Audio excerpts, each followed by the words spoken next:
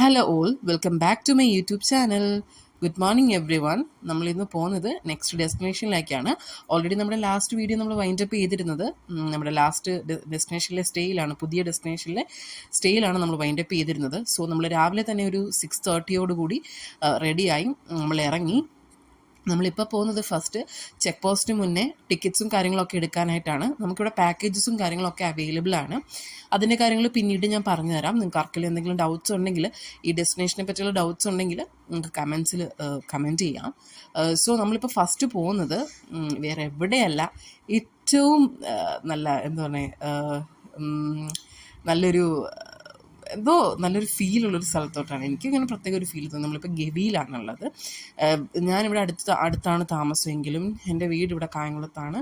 പക്ഷേ ഇത്രയും നാളായിട്ട് ഞാൻ ഗവി വിസിറ്റ് ചെയ്തിട്ടില്ല. സോ ചേട്ടനും ഞാനിവിടെ അങ്ങനെ ഒരു പ്ലാൻ ചെയ്ത് ഗവി എക്കോ ടൂറിസത്തിൻ്റെ ടിക്കറ്റ്സൊക്കെ അവിടെ ചെക്ക് പോസ്റ്റിൽ പോയി എടുത്ത് ഞങ്ങൾ രണ്ടുപേരും പേരും കോൺടാക്ട് നമ്പറും ഒക്കെ കൊടുത്ത് ഞങ്ങൾ അങ്ങോട്ടേക്ക് പോയി. പിന്നെ അവർ കുറേ ഡൗട്ട്സും കാര്യങ്ങളൊക്കെ ഉണ്ടായിരുന്നു, അതൊക്കെ ക്ലിയർ ചെയ്ത് തന്നു. ഇത് കൂടാണ്ട് ഇനി നെക്സ്റ്റ് ചെക്ക് പോസ്റ്റ് ഉണ്ട്, മെയിൻ ചെക്ക് പോസ്റ്റ്. ഇത് പാക്കേജസ് ഒക്കെ എടുക്കാനുള്ള KDFC എന്ന് പറയുന്ന ഒരു ഓഫീസിൻ്റെ അടുത്താണ് നമ്മളിപ്പോൾ സ്റ്റോപ്പ് ചെയ്തത്. ഇനി നമ്മൾ മെയിൻ ചെക്ക് പോസ്റ്റിലേക്ക് പോകുന്നത്. ഈ ചെക്ക് പോസ്റ്റൊക്കെ കഴിഞ്ഞ് നമ്മളെല്ലാം പേയ്മെൻറ്റൊക്കെ ചെയ്ത് നമ്മൾ ചെക്ക് പോസ്റ്റിൽ നിന്ന് ഇങ്ങോട്ടേക്ക് കയറി. ഗവി എന്ന് പറയുന്ന സ്ഥലം സ്ഥിതി ചെയ്യുന്നത് പത്തനംതിട്ട ജില്ലയിലാണ്. ഏവർക്കും അറിയാമെന്ന് ഞാൻ പ്രതീക്ഷിക്കുന്നു. ഏകദേശം എറണാകുളത്തു നിന്നൊക്കെ അത്യാവശ്യം എനിക്ക് തോന്നുന്നു നല്ല കിലോമീറ്റേഴ്സ് ഉണ്ടെന്ന്. ആക്ച്വലി ഞാനത് ചെക്ക് ചെയ്തിട്ടില്ല, കാരണം നമ്മളിപ്പോൾ വന്നത് വണ്ടിപ്പെരിയാർ സൈഡിൽ നിന്നാണ്. അതുകൊണ്ട് തന്നെ വലിയ ദൂരെ കൂടുതൽ ഫീൽ ചെയ്തിട്ടില്ല. പിന്നെ നമുക്ക് ഏറ്റവും നന്നായിട്ട് ഈ സ്ഥലം വിസിറ്റ് ചെയ്യാനായിട്ട് അവർ പറഞ്ഞ സമയം ജൂൺ, ജൂലൈ, ഓഗസ്റ്റ് സമയങ്ങളാണ്. കുറച്ചുകൂടെ കോടയും നല്ല മഞ്ഞും ഒക്കെ കിട്ടിയിട്ട് നമുക്ക് ഫീൽ ചെയ്യാൻ പറ്റുന്നത്. ഇപ്പോഴും മഞ്ഞില്ല എന്നല്ല, മഞ്ഞൊക്കെ ഉണ്ട്. ചെറിയൊരു അരുവികളും തോടുകളും വെള്ളച്ചാട്ടവും ഒക്കെ കണ്ട് പതിയെ ഇങ്ങനെ പോകുന്ന ഒരു എന്താ പറയുക, ഹെയർ ടേക്കിംഗ് മൊമെൻ്റ് എന്നൊക്കെ പറയില്ലേ, അത് തന്നെ. നമ്മുടെ മനസ്സ് മൊത്തത്തിൽ അവിടെ പിടിച്ച് കിടക്കും. ആ ഒരു ടൈപ്പ് ഓഫ് പ്ലേസാണ് ഗവി എന്ന് പറയുന്നത്. പിന്നെ നമുക്ക് കൂടുതലും മറ്റുള്ള സ്ഥലങ്ങളിൽ നിന്ന് കൂടുതലും നമുക്കിവിടെ വന്യമൃഗങ്ങളെയും കാര്യങ്ങളൊക്കെ കാണാനായിട്ട് സാധിക്കും. ഞങ്ങൾ കാണുകയും ചെയ്തിട്ടുണ്ടായിരുന്നു. സോ നമ്മൾ അങ്ങനൊരു പ്ലാൻ ചെയ്യുന്നുണ്ടെങ്കിൽ തന്നെ തലേദിവസം എവിടെയെങ്കിലും ഞാൻ പറഞ്ഞതുപോലെ തന്നെ ഹോൾട്ട് ചെയ്യുക. എന്നിട്ട് പിറ്റേ ദിവസം മോർണിംഗ് ഏർലി മോർണിംഗ് 6:30 തന്നെ നിങ്ങൾ സ്റ്റാർട്ട് ചെയ്യുക. ബിക്കോസ് പാക്കേജ് എടുത്തില്ലെങ്കിൽ ഇറ്റ്സ് നോട്ട് ആൻ ഇഷ്യൂ. ഞാൻ പാക്കേജ് എടുത്തിട്ടുണ്ട്, ഗവിയിലെ പാക്കേജ് എടുത്തിട്ടുണ്ട്. നിങ്ങൾ വിചാരിക്കും ഗവിയിലെ പാക്കേജ് നമ്മൾ ഏതെങ്കിലും ട്രാവൽസ് കൊടുത്ത് വല്ലതും ചെയ്യിപ്പിച്ചാണെന്നല്ല. ഇവരുടെ KFDC എന്ന് പറഞ്ഞൊരു വെബ്സൈറ്റ് ഉണ്ട്, അതിൽ നമുക്ക് ഇങ്ങനെ ബുക്ക് ചെയ്യേണ്ടതായിട്ട് വരും. സോ ഞങ്ങൾ പാക്കേജ് എടുത്തതിൽ 8:30 അവിടെ ചെന്നിട്ട് ബ്രേക്ക്ഫാസ്റ്റ് സ്റ്റാർട്ട് ചെയ്യുന്നത്. So before 8:30 we need to reach there. 8:30 reach ചെയ്യാം. അല്ലെങ്കിൽ പിന്നെ അവർ പറയുന്ന ടൈമിങ് 8:30 to 11:30 വരെ നമുക്ക് ചെക്ക് പോസ്റ്റിൽ നിന്ന് എൻട്രി ഉണ്ട്. ആ 11:30 അവിടെ ചെന്ന് കഴിഞ്ഞാൽ നിങ്ങൾക്ക് പാക്കേജ് എടുത്ത് എൻ്റർടൈൻ ചെയ്യാനായിട്ട് പറ്റും. അതിനുശേഷം അതിനകത്തേക്ക് പോകാൻ പറ്റില്ല. പിന്നെ 4 PM അത് ക്ലോസ് ചെയ്യുകയും ചെയ്യും. അത് കഴിഞ്ഞ് അവിടെ പോകാൻ നിൽക്കേണ്ട കാര്യമില്ല കേട്ടോ.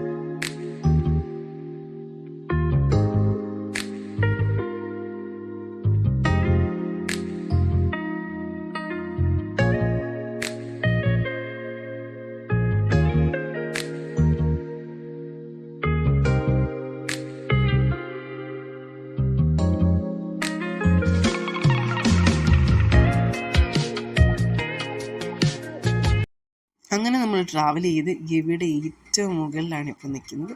ഈ ഒരു ഇത് കണ്ടോ, എന്ത് രസമുണ്ട്. ഒന്നും എനിക്ക് ഒരു വാക്കുകളും പറയാനില്ല. സത്യം പറഞ്ഞാൽ അവിടെ കുറേ നേരം നമ്മൾ സ്പെൻഡ് ചെയ്തു. ഇതുപോലൊരു ഇത്ര അടുത്ത് നമ്മൾ ഇത്ര ഒരു മൗണ്ടൻസോ ഹിൽസ് കാണാൻ എനിക്ക് തോന്നുന്നു വേറെ എവിടെയും ഞാൻ അങ്ങനെ കണ്ടിട്ടില്ല. ഞാൻ കണ്ടിട്ടില്ല കേട്ടോ ഇത്ര അടുത്ത്. എന്ത് ഭംഗിയുണ്ട് അത്. ഇങ്ങനെ മലകൾ നിൽക്കുന്നത് നമ്മൾ ഈ മറ്റേ പണ്ട് നമ്മളിങ്ങനെ ഡ്രോയിങ് ഒക്കെ ചെയ്യില്ലേ, അതിൽ ഇങ്ങനെ കാണില്ലേ, അതുപോലെ നല്ല ഭംഗിയുള്ള മലനിരകളൊക്കെ നമ്മളിങ്ങനെ കണ്ട് ആസ്വദിച്ച് അവിടെ നിൽക്കുമായിരുന്നു. നമ്മൾ ഏകദേശം എനിക്ക് തോന്നുന്നു ഇവിടുന്ന് ഒരു 10 to 50 മിനിറ്റ്സേ ഉള്ള KFDC എൻട്രിയിലേക്ക്. സോ നമ്മൾ കുറച്ച് നേരം അവിടെ സ്പെൻഡ് ചെയ്ത് കുറച്ച് ഫോട്ടോസ് ആൻഡ് വീഡിയോസൊക്കെ എടുത്തു, ഇൻസ്റ്റഗ്രാമിലേക്ക് ഇടാനുള്ള വീഡിയോസ് ഫോട്ടോസൊക്കെ. പിന്നെ ഞങ്ങൾ ഇപ്രാവശ്യം പെയർ ചെയ്തേക്കുന്നത് ഒരു കപ്പിൾ ഡ്രസ്സ് പോലത്തെ ഡ്രസ്സാണ്. ഒരു സ്വെറ്റർ ടീഷർട്ട്സ് പോലെ ടീഷർട്ട്സാണ്.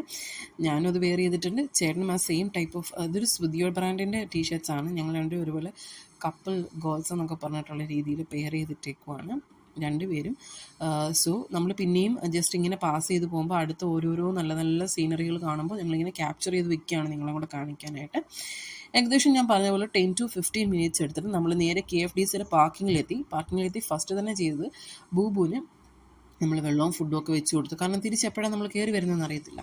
സോ 4 PM വരെ സമയമുണ്ട്. നമുക്ക് ടൈം എടുത്ത് എങ്ങനെ വേണമെങ്കിലും അത് നമുക്ക് എൻജോയ് ചെയ്ത് ചെയ്യാൻ പറ്റും. സോ ഫസ്റ്റ് തന്നെ നമുക്ക് ബ്രേക്ക്ഫാസ്റ്റ് സെക്ഷനിലേക്കാണ് പോകേണ്ടത്. അവിടെ ഒരു ബൊഫേ സെറ്റിങ്സിലാണ് വരുന്നത്. നമുക്ക് 4 to 5 ടൈപ്സ് ഓഫ് ഫുഡ് ഉണ്ടാവും. ഉപ്മാവ്, ഇഡ്ഡലി സെറ്റ്, ദോശ, പിന്നെ പാസ്ത. അതെല്ലാം നമുക്ക് ഈ ഒരു English breakfast type of breakfast ആണ് നോക്കുന്നതെങ്കിൽ പാസ്തയുണ്ട്, ദെൻ കോൺഫ്ലെക്സ്, സീരിയൽസ്, അങ്ങനെ. പിന്നെ milk, butter and jam, then bread, butter and jam, അങ്ങനെയുള്ള ഓപ്ഷൻസുകൾ ഒത്തിരിയുണ്ട്. സോ നമുക്കിഷ്ടമുള്ളത് എന്തൊക്കെയാണെന്ന് വെച്ചാൽ ഒരു ബൊഫെ അറേഞ്ച്മെൻ്റ് ആണ്. അവിടെ നിന്ന് എടുത്ത് നമുക്ക് കഴിക്കാം. അതിന് സെപ്പറേറ്റ് ആ ഒരു ഫുഡ് നമ്മൾ അവിടെ നിന്ന് എടുക്കുന്നതിന് സെപ്പറേറ്റ് പേയ്മെൻറ്റോ കാര്യങ്ങളോ ഒന്നുമില്ല. കോഫി, ടീ ആൻഡ് ജ്യൂസസും ഓൾസോ അവൈലബിൾ ആണ്. സോ ബ്രേക്ക്ഫാസ്റ്റ് ഒക്കെ കഴിഞ്ഞിട്ട് നമ്മൾ പാക്കേജസ് സ്റ്റാർട്ടാവാൻ തുടങ്ങി. അതിനകത്ത് തന്നെ ഇൻക്ലൂഡഡ് ആയിട്ടുള്ളത് ഒരു ട്രക്കിങ്, ഒരു എനിക്ക് തോന്നുന്നു ഒരു 10 to 15 മിനിറ്റ്സിന് trekking, Sabarimala view point, then ഒരു ബോട്ടിങ്, പിന്നെ എത്രയാണെന്ന് തോന്നുന്നു എൻ്റെ ഓർമ്മയിൽ ഇപ്പോൾ ഇത്രയാണുള്ളത്. ഈ ഒരു 3-4 ആക്ടിവിറ്റീസാണ് അതിലുള്ളത്. സോ ഫസ്റ്റ് തന്നെ ഞങ്ങൾ പ്രിഫർ ചെയ്തത് ബോട്ടിംഗ് ആയിരുന്നു. ആദ്യം തന്നെ റിലാക്സ് ആയിട്ടൊരു ബോട്ടിംഗ് കഴിഞ്ഞിട്ട് ബാക്കിയുള്ള കാര്യങ്ങളൊക്കെ ചെയ്യാമെന്നാണ് ഞങ്ങൾ രണ്ടുപേരും കൂടി ഡിസൈഡ് ചെയ്തത്. ഈ ബോട്ടിംഗ് എടുക്കുന്നത് 20 മിനിറ്റ്സ് ആണ്. അതായത് വൺ സൈഡ് 20 മിനിറ്റ്സ് ആണ്. ദെൻ റിട്ടേൺ അത്ര എടുക്കില്ല. കാരണം വൺ സൈഡ് 20 മിനിറ്റ്സ് എടുക്കാനുള്ള കാര്യം ഇവർ പതിയെ നമുക്ക് ഈ നമ്മളീ പോകുന്ന ഈ ഒരു കല്ലാർ ഡാം, അങ്ങനെ എന്തോ ആണ് ഡാമിൻ്റെ പേര്. ഈ രണ്ട് സൈഡിലും ഫുൾ കാടാണ്. ഈ കാട്ടിലൊക്കെ എന്തെങ്കിലുമൊക്കെ വന്യമൃഗങ്ങളോ കാര്യങ്ങളോ ഒക്കെ ഉണ്ടാവും. സോ അവർ അത്രയും ടൈം എടുത്തിട്ട് എന്തെങ്കിലും സൗണ്ടൊക്കെ കേട്ടാൽ പതിയെ അവിടെ സ്റ്റോപ്പ് ചെയ്ത് നമുക്ക് വേണ്ടി അതൊക്കെ കാണിച്ചിട്ടാണ് പതിയെ പോകുന്നത്. ഞങ്ങൾക്ക് വേണ്ടി നമ്മളെ ഗൈഡ് ചെയ്ത് നാരായണൻ എന്ന് പറഞ്ഞൊരു ചേട്ടനായിരുന്നു. ഈ ചേട്ടൻ കുറേ അധികം ടൈം ഞങ്ങൾക്ക് വേണ്ടി എടുത്തിട്ടുണ്ടായിരുന്നു. കാരണം ഞാൻ മൂന്നാറൊക്കെ വിസിറ്റ് ചെയ്തിട്ടും അവിടെ നമ്മൾ കൊടുക്കുന്ന പൈസയ്ക്ക് വൃത്തിയല്ലാത്ത പോലെ അവർ കാണിക്കും. വേണമെങ്കിൽ കണ്ടാൽ മതി എന്നുള്ള രീതി. പക്ഷേ അക്കോർഡിംഗ് ടു ഗവി ടൂറിസം അവർ കറക്റ്റ് നമ്മളെ എന്തെങ്കിലും ഉണ്ടെങ്കിൽ അത് കാണിച്ചിട്ട് മാത്രം അവർ തന്നെ ഇങ്ങോട്ട് പറയുകയുണ്ടായി, നിങ്ങൾ മുടക്കുന്ന പൈസയ്ക്ക് എന്തെങ്കിലും ഒരു വാല്യൂ വേണ്ടേ, അല്ലെങ്കിൽ നിങ്ങൾക്ക് ഇത്രയും പൈസ മുടക്കി വന്നിട്ട് നിങ്ങൾക്ക് എന്തെങ്കിലും കാണണ്ടേ എന്നുള്ള രീതിയിൽ. സോ ഓരോ സ്പോട്ട് എത്തുമ്പോഴും അവർക്ക് പെട്ടെന്ന് അറിയാൻ പറ്റും ഈ ആനയുടെ കാൽപ്പാടുകളും ആന വെള്ളം കുടിക്കാൻ വന്നിട്ട് തിരിച്ചു പോയതൊക്കെ അവർക്ക് കറക്റ്റ് അറിയാൻ പറ്റും. അങ്ങനെയുള്ള സ്പോട്ടുകൾ അവർ കുറച്ച് നേരം സ്റ്റോപ്പ് ചെയ്ത് എന്തെങ്കിലും സൗണ്ടോ കാര്യങ്ങളോ കേൾക്കുന്നുണ്ടോ എന്ന് അവർ ചെക്ക് ചെയ്യുന്നുണ്ടായിരുന്നു. വളരെ ഷുവറായിട്ട് അത് ചെക്ക് ചെയ്തതിന് ശേഷം മാത്രം അവിടെ ഉണ്ടോ ഇല്ലയെന്ന് ഉറപ്പ് വരുത്തിയിട്ടായിരുന്നു അവർ ഫ്രണ്ടിലോട്ട് പോകുന്നത്. അങ്ങനെ ഉണ്ടെങ്കിൽ തന്നെ നമുക്ക് അവിടെ നിന്ന് അവരത് കാണിച്ചു തന്നിട്ട് മാത്രമേ അവരവിടുന്ന് വരുള്ളൂ എന്ന് പറഞ്ഞായിരുന്നു. അങ്ങനെ കുറച്ചുകൂടെ മുന്നോട്ട് ചെന്നിട്ട് ഒരു കനാൽ പോലൊരു പാത്ത് വേ ഉണ്ട്. ഇതൊരു ഡാമിൻ്റെ സൈഡിൽ കൂടെയാണ് നമ്മളിപ്പോൾ ട്രാവൽ ചെയ്യുന്നത്. ആ കനാൽ പോലുള്ള പാത്ത് വേയിൽ നമുക്കിങ്ങനെ എന്തെങ്കിലും ഒന്ന് സ്പോട്ട് ചെയ്യാനായിട്ട് പറ്റുമെന്ന് പുള്ളി പറഞ്ഞിട്ടുണ്ടായിരുന്നു. കാരണം ഞങ്ങൾ ചെല്ലുന്ന സമയത്തിന് ഒരു 10 to 15 മിനിറ്റ്സ് മുന്നേ ബോട്ടിങ്ങിന് പോയ ആൾക്കാർ ആനയെ കണ്ടിട്ടുണ്ടായിരുന്നു. സോ നമുക്കും എന്തെങ്കിലും കാണാൻ പറ്റും എന്നുള്ള പ്രതീക്ഷ ഉണ്ടായിരുന്നു. അങ്ങനെ ഇപ്പം ഞങ്ങൾ കണ്ടോ, അങ്ങനെ സൗണ്ട് കേട്ടൊരു സൈഡിൽ കൂടി ഇങ്ങനെ കയറി വന്നിട്ട് അവിടെ ഞങ്ങൾ രണ്ടുപേരും നമ്മളെ ഗൈഡ് ചെയ്യുന്ന ചേട്ടൻ മാത്രമേ ഉണ്ടായിരുന്നുള്ളൂ. ആ പുള്ളി പോയി ഫസ്റ്റ് ഒന്ന് കൺഫേം ചെയ്തു അവിടെ എന്തെങ്കിലും ഉണ്ടോ എന്ന്. ഉണ്ടായിരുന്നു. നമ്മൾ പോയിട്ട് നമ്മൾ കണ്ടത് ആനയാണ്. നമ്മൾ കണ്ടു. ഒരുപാട് അടുത്തു എങ്കിലും ഉണ്ട്, കുറച്ചടുത്തു നിന്നായിരുന്നു. നമ്മൾ പെട്ടെന്ന് പോയി പെട്ടെന്ന് തന്നെ ഓടി നമ്മൾ തിരിച്ചെത്തുകയും ചെയ്തു. ഇതിനുശേഷം നെക്സ്റ്റ് നമ്മൾ വിസിറ്റ് ചെയ്യാൻ പോകുന്നത് ഗവിയിൽ തന്നെ ഒരു ഫോറസ്റ്റ് മ്യൂസിയമാണ്. ഞാൻ ഫസ്റ്റ് ടൈമാണ് കേട്ടോ ആനയുടെ ഒറിജിനലായിട്ടുള്ള ഈ ഒരു സ്കെൽറ്റൺ കാണുന്നത്. വളരെ എന്നെ അതിശയിപ്പിച്ചു. കാരണം ഇതിനിടയ്ക്ക് ഇത്രത്തോളം എനിക്ക് തോന്നുന്നു, ഞാൻ ഒരുപാട് ട്രാവൽ ചെയ്യുന്ന ഒരാളാണ്. ഇത്രത്തോളം ട്രാവൽ ചെയ്തിട്ടുണ്ട്. പണ്ട് സ്കൂളിലും കോളേജസിലൊക്കെ പഠിക്കുമ്പോൾ പല മ്യൂസിയംസും കാര്യങ്ങളൊക്കെ വിസിറ്റ് ചെയ്തിട്ടുണ്ട്. അവിടെ ഒന്നും കാണാത്തൊരു അപൂർവ കാഴ്ച എനിക്ക് കാണാനായിട്ടുണ്ടായി. നമ്മുടെ ഒരു സ്കെൽട്ടൺ, ആനയുടെ സ്കെൽട്ടൺ. ഇതെന്ന് പറയുന്നത് ശബരിമല വ്യൂ പോയിൻ്റ് ആണ്. അത്ര നന്നായിട്ടൊന്നും നിങ്ങൾക്ക് കാണാൻ പറ്റത്തില്ല, ബിക്കോസ് ഇറ്റ്സ് എ ഫോൺ. നമ്മൾ ഡയറക്റ്റ് അവിടെ പോയി വ്യൂ ചെയ്യുന്നത് പോലെ നിങ്ങൾക്ക് കാണാൻ പറ്റത്തില്ല. അവിടെ ഒരു ചെറിയൊരു വൈറ്റ് കളർ ഒരു നമ്മുടെ ടവർ പോലൊരു കാര്യമുണ്ട്. അവിടെ എന്തായാലും പ്രോപ്പറായിട്ട് നമുക്ക് വ്യൂ പോയിൻ്റ് കാണാൻ പറ്റും. അതിനുശേഷം ഞങ്ങൾ ഫുഡൊക്കെ കഴിച്ചു. അവിടെ നിന്ന് ഉച്ചയ്ക്കത്തെ ലഞ്ചൊക്കെ കഴിച്ചു. ഒൺലി വെജിറ്റബിൾസ് മാത്രമല്ല, നല്ല അടിപൊളി ലഞ്ചായിരുന്നു കേട്ടോ. അവിടെ ഞങ്ങൾ നേരെ വണ്ടിപ്പെരിയാറിൽ പോയി റൂം എടുത്തു. നമ്മൾ ഇന്നിവിടെ സ്റ്റേ ബാക്ക് ചെയ്യട്ടെ. ഈ വീഡിയോ ഇഷ്ടപ്പെട്ടാൽ ലൈക്ക് ചെയ്ത് സബ്സ്ക്രൈബ് ചെയ്യാൻ